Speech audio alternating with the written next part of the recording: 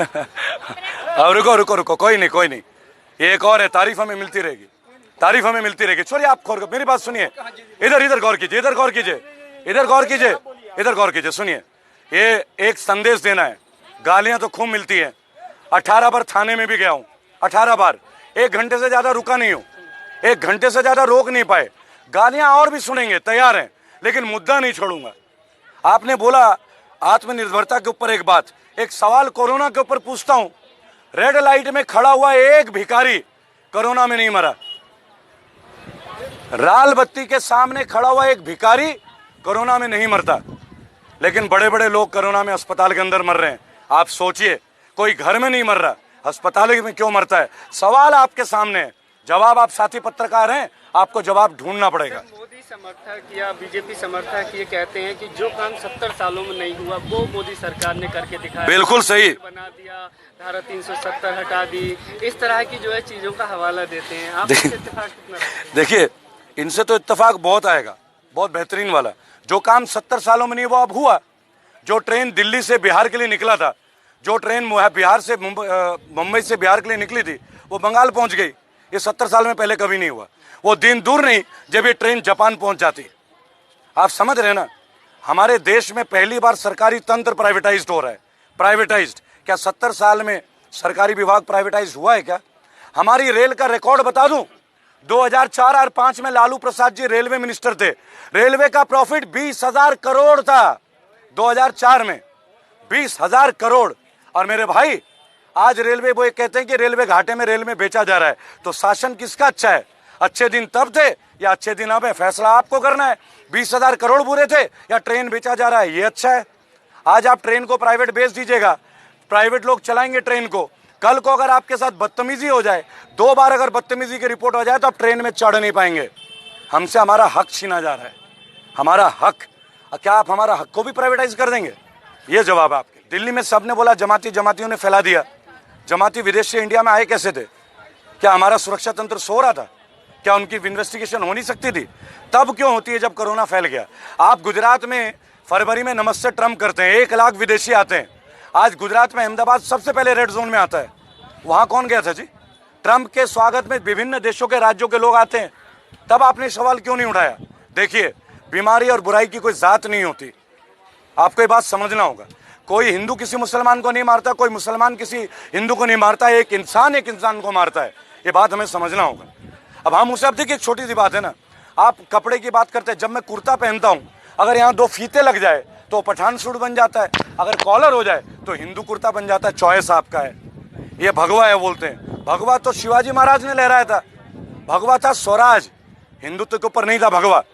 आप पढ़िए कभी भगवा का अर्थ क्या है। एक देश एक राष्ट्र एक, उसमें मुसलमान भी लड़े थे शिवाजी के साथ। तब आपने क्वेश्चन किया था क्या? देखिए, देश के लिए हर आदमी शहीद हो रहा है। औरंगजेब नाम का एक जम्मू कश्मीर पुलिस का सैनिक, उसकी हत्या हो जाती है, हत्या, तो वो मुसलमान था ना भाई, उसकी बात क्यों नहीं उठाते? एक ग्राम प्रधान को मार दिया जाता है कश्मीर में क्योंकि देश के लिए बात करता, तब ये सवाल क्यों नहीं उठाते? सवाल उठाइए मुद्दों पे, जात बिरादरी को किनारे में रखिए। ये कपड़ा, पहले बकरा जो मुसलमान था, गाय हिंदू हो गई थी, अब कपड़ा भी धर्म जाति का प्रतीक बन रहा है। तय आपको करना है मेरे साथी दोस्त। हमारे देश का नाम क्या है? अगर कोई जवाब दे पाए तो जवाब दे दे। मैं तो क्या जवाब है बताइए आप? भारत। हिंदुस्तान तो नहीं है ना। अब हिंदुस्तान की बातें क्यों कर रहे हैं हम?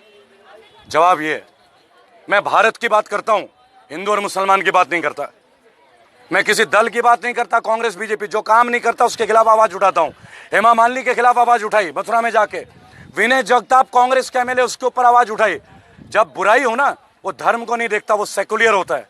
कोरोना भी सेकुलर है, आप देख रहे हो ना, सबको मास्क पहना देता है, सबको मास्क पहना देता है। देखिए मेरे भाई, पढ़ा लिखा साथी युवा हूं आपकी तरह, बहुत गलतियां कर सकता हूं, आप ही से सीखूंगा, लेकिन मुद्दे नहीं छोड़ूंगा। आपने नोटबंदी किया, लोग हाशिए पे आ गए। आपने जीएसटी किया, लोग बर्बाद करके, व्यापारी बर्बाद हैं। आज बांग्लादेश की इकोनॉमी हमसे बेहतर है।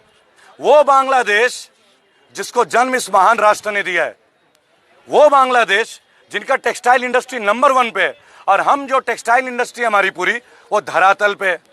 आज होंडा कंपनी अपना प्रोडक्शन बंद करती है, आज मारुति अपना प्रोडक्शन बंद कर रही है। क्यों बंद कर रही है? अगर एटलस साइकिल का तो हाल ही मत पूछो, साइकिल तो अब केवल समाजवादी पार्टी के लिए बच गई है। क्योंकि वो बेचारे आज भी संघर्ष कर रहे हैं। देश में जो भी मोदी गवर्नेंस के बारे में कुछ कहता है उसकी एक ही जगह है, वो है जेल। एक चौकीदार हमारे देश का जिसने ये कहा कि मैं चाय बेचता था, बहुत अच्छा लगा जब एक चाय वाला देश का प्रधानमंत्री बनता है। मैं तो पोस्ट ग्रेजुएट हूं, मुझे शौक नहीं है। मैं बागी का बेटा हूं, बागी का पोता हूं। मेरे दादाजी स्वर्गीय गंगाधर पति स्वतंत्रता सेनानी बागी थे, शरीर के जिस्म में हर जगह चोट थी, और मैं भी बागी हूं। मैं एक बात आपको आज पूछना चाहूंगा, चाय वाला चाय बेचा करता था, आज चाय वाला स्टेशन बेच रहा है, आज चाय वाला हवाई जहाज बेच रहा है, आज चाय वाला LIC बेच रहा है, ONGC बेच रहा है, BSNL बेच रहा है। और क्या बच गया? ये जो खुली हवा है ना, अब ये खुली हवा बिकेगी कि भाई रेबल तुमने आज 2 किलो ऑक्सीजन लिया है, इसके पैसे दो। अब ये होगा हमारे मुल्क में। वक्त है, जागिए, वक्त है, एकजुट होइए। लेकिन मेरे 9 करोड़ साथी जो मेरे संगठन के हिस्सा बन चुके हैं और आने वाले सदस्य जो हर सेकंड में बढ़ रहे हैं, उनसे मेरा हाथ जोड़ के एक विनम्र निवेदन है कि कृपया करके मोदी जी, योगी जी किसी के भी परिवार को गालियां ना दे। परिवार सबका होता है, माताएं बहनें सबकी होती हैं। अभद्र भाषा का इस्तेमाल ना करें। हम मुद्दों की लड़ाई लड़ रहे हैं और हम जीतेंगे। सर, निजीकरण की तरफ आपने इशारा किया, लेकिन सरकार का कहना है कि अगर निजीकरण होता है कंपनियों को तो जो जनता को व्यवस्था है, जो सेवाएं हैं, वो बहुत बेहतरीन तरीके से मिलेंगी। बिल्कुल, ये बिल्कुल अच्छी बात कही है आपने। इसका एक ताजा उदाहरण आपको दे देता हूँ। दिल्ली में ज्यादातर लोगों के एक केस है कि हॉस्पिटल वाले हम पे बहुत पैसे चार्ज कर रहे हैं। आप ही जर्नलिस्ट मीडिया में खबरें लाते हैं ना जी, 18 लाख, 20 लाख, 25 लाख, डेड बॉडी के ऊपर भी 5 लाख का बिल बना देते हैं। आज जब हम एक प्राइवेट अस्पताल के खिलाफ लड़ नहीं पा रहे, जब कल सब प्राइवेटाइज हो जाएगा, हमारी सुनेगा कौन? आप समझ रहे हैं मैं किस खतरे की बात कर रहा हूं? आज सरकारी दफ्तर है तो हम कंप्लेन लिखा रहे हैं, कल आप पुलिस को भी प्राइवेट कर दीजिए। आप समझिए मैं कहना क्या चाह रहा हूं। और आप इनकी नीति का अगर गुणगान करते हैं तो मैं एक छोटा सा प्रश्न पूछता हूं मेरे भाइयों, जो पैरामिलिट्री फोर्सेज हैं, जो सेंट्रल वर्कर्स हैं गवर्नमेंट के, उनकी पेंशन बंद कर दी गई है, और जो ये MLA MP हैं इनकी पेंशन चालू है। 5 साल एक MLA का राज होता है और वो जीवन भर पेंशन लेगा, और 40 साल एक पैरामिलिट्री फोर्स का आदमी अपने जीवन को देता है और उसका पेंशन नहीं है। और यही MLA जब एक MP बन जाता है तो इसे 2-2 बार पेंशन मिलते हैं, 2-2 बार। तो इसका मतलब है 40 साल जो एक आदमी पैरामिलिट्री में अपना जान दे रहा है, CISF, ITBP, वो देशभक्त नहीं है। लेकिन ये जो खादी वाले लोग हैं 5 साल में ये देशभक्त हो जाते हैं। तय आपको करना है। आज बहन सुनीता यादव, जिनका मैं कैंपेन कर रहा हूं, जो कि कांस्टेबल है गुजरात में, और गुजरात में किसकी सरकार है? बीजेपी की सरकार है। और उन्होंने प्रकाश कनानी, जो वहां के स्वास्थ्य मंत्रालय जिन पे है, उनके बेटे को कोरोना में नियम तोड़ते हुए पाया गया तो उनको सस्पेंड कर दिया जाता है, उन पे इंक्वायरी बैठा दी जाती है, और फिर उन्हें माफी मांगनी पड़ती है एक पुलिस वाले को। भाई और बहनों, अगर पद पे बैठा हुआ अधिकारी का क्या हाल है,